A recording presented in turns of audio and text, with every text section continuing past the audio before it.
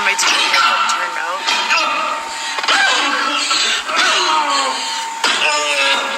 Do you want to say hi?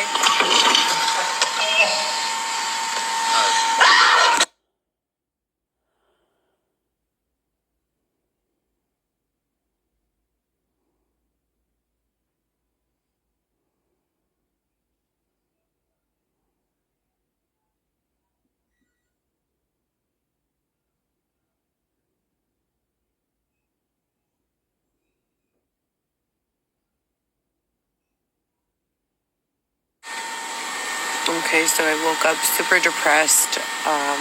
First thing is always I miss my children. I want to see my kids. And then I start analyzing the situation, and not much changes from day to day. So maximum effort, minimal ROI, which is frustrating. But then I came across that be grateful, and that always helps me. I'd say 90% of the time when I'm reminded to count blessings. I'm grateful for my children. I'm grateful for, a clean, dry, warm space to rest. I'm grateful for food. And that starts helping, a little, and to get through to the next step. So what are you grateful for?